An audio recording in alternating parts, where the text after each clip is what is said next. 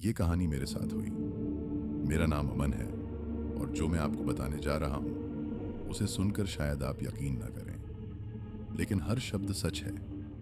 राजस्थान के रेगिस्तान में जो हुआ वो मुझे आज भी रात को जगाए रखता है। 1 साल पहले की बात है, नवंबर 2023। मैं जयपुर में एक छोटे से स्टार्टअप में काम करता था। 27 साल का था और जिंदगी एक नीरस रूटीन बन चुकी थी। माँ बाबूजी गांव में रहते थे, मैं शहर में अकेला। 2 साल पहले मेरी गर्लफ्रेंड ने रिश्ता तोड़ दिया था। कहा कि मुझ में एम्बिशन नहीं है, मैं कहीं नहीं पहुंचूंगा। उसके बाद से मैं अंदर से टूट गया था। फ्रेंड से मिलना कम हो गया, बस काम करता और घर जाकर सो जाता। उस महीने कंपनी का बिजनेस इतना बुरा चल रहा था कि सैलरी 3 महीने से नहीं आई थी। मेरे ऊपर कर्ज था, रेंट पेंडिंग था। हर रात सोचता, काश कोई रास्ता होता, जल्दी से पैसे आ जाते। एक शुक्रवार की रात मैं एक बार में बैठा था, अकेला, एक बियर पीते हुए। तभी मेरे सामने की सीट पर कोई आकर बैठा, एक औरत। मैंने उसकी तरफ देखा। वो असाधारण रूप से खूबसूरत थी। गोरा रंग, लंबे काले बाल जो कमर तक, बड़ी बादामी आंखें और पहनावा एक लाल साड़ी जो बिल्कुल ट्रेडिशनल लेकिन बेहद एलिगेंट थी। अलोन? उसने पूछा। आवाज मखमली थी, गहरी। हाँ, मैंने कहा। आप भी? उसने मुस्कुराया। अब नहीं। हम बातें करने लगे। उसने बताया कि उसका नाम रूही है और वो एक बिजनेस वुमन है, रियल एस्टेट में काम करती है। सक्सेसफुल हो? मैंने पूछा।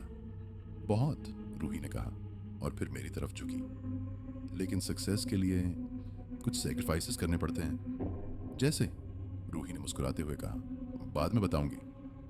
उस रात हम घंटों बातें करते रहे। रूही ने मेरे बारे में पूछा, मेरी जॉब, मेरी प्रॉब्लम्स, मेरे ड्रीम्स, और मैंने न जाने क्यों सब कुछ बता दिया। शायद शराब का असर था या फिर रूही में कुछ ऐसा था कि मैं खुल गया। तो तुम्हें पैसे चाहिए?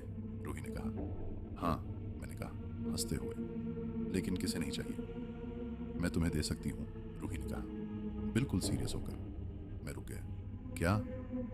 पैसे, जितने चाहिए, लेकिन बदले में तुम्हें मुझे कुछ देना होगा। क्या? मैंने पूछा, थोड़ा अनकंफर्टेबल होकर। रूही ने अपना हाथ मेरे हाथ पर रखा। उसका टच ठंडा था लेकिन अजीब तरह से अच्छा लगा। अपना समय, रूही ने कहा। कुछ रात मेरे साथ? मैं समझा नहीं। मतलब? बस मेरे साथ रहो, रूही ने कहा। कुछ रात है, मेरी कंपनी दो, बस इतना। और बदले में 10 लाख रुपए, रूही ने कहा बिना झिझक। मेरा दिल तेजी से धड़कने लगा। 10 लाख? इतनी आसानी से? ये कोई जोक तो नहीं है? मैंने पूछा। बिल्कुल नहीं, रूही ने कहा। मैं अकेली हूं अमन। मुझे बस कंपनी चाहिए, किसी ऐसे की जो मेरी बातें सुने। और तुम परफेक्ट हो। उस रात रूही ने मुझे अपना नंबर दिया। सोच लो, अगर मानते हो तो कॉल कर लेना। अगले 2 दिन मैं कंफ्यूजन में रहा। ये कैसा ऑफर था? लेकिन फिर जब लैंडलॉर्ड ने रेंट के लिए दबाव डाला तो मैंने रूही को कॉल कर दिया। मैं मानता हूं, मैंने कहा। अच्छा किया, रूही ने कहा और मुझे एक एड्रेस दिया। आज रात आ जाओ, 10 बजे। एड्रेस था जयपुर से बाहर, हाईवे पर एक पुरानी हवेली। जब मैं वहां पहुंचा तो देखकर हैरान रह गया। हवेली विशाल थी, पुरानी राजस्थानी आर्किटेक्चर, लेकिन बिल्कुल वेल मेंटेन्ड। बाहर कोई नहीं था, बस एक बड़ा सा गेट जो खुला हुआ था। मैं अंदर गया। हवेली के बीच में एक फाउंटेन था और उसके पास एक दीवान पर बैठी थी रूही।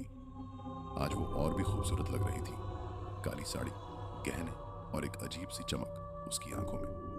आ गए, रूही ने मुस्कुराते हुए कहा। बैठो। मैं बैठ गया। ये हवेली तुम्हारी है? हाँ, रूही ने कहा। पुश्तैनी प्रॉपर्टी है। हम बातें करने लगे। रूही ने मुझे वाइन दी, खाना खिलाया। सब कुछ इतना लग्जूरियस था कि मुझे लगा जैसे मैं किसी ड्रीम में हूँ।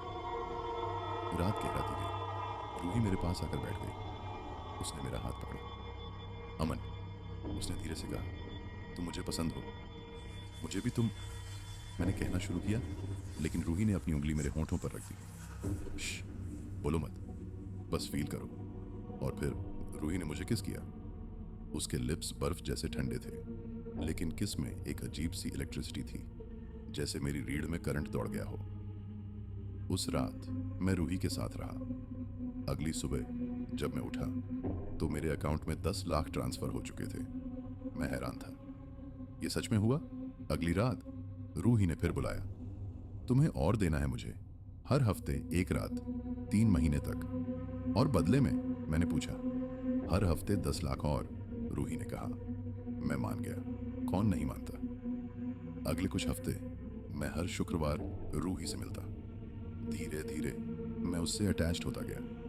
रूही सिर्फ खूबसूरत नहीं थी, वो समझदार थी, मेरी बातें सुनती थी, मुझे फील कराती थी कि मैं स्पेशल हूँ। लेकिन कुछ अजीब चीजें होने लगी। पहली बात, रूही हमेशा रात को ही मिलती, दिन में कभी नहीं। जब मैंने पूछा तो बोली, मैं दिन में बिजी रहती हूँ। दूसरी बात, हावली में कभी कोई और नहीं दिखा, ना नौकर ना कोई और, जैसे सिर्फ रूही रहती हो। तीसरी बात, मैंने कभी रूही को खाते नहीं देखा। वो मुझे खाना देती लेकिन खुद नहीं खाती। और सबसे अजीब, हावली में कहीं भी कोई मिरर नहीं था, एक भी नहीं। एक रात मैंने हिम्मत करके पूछा, रूही तुम कौन हो सच में?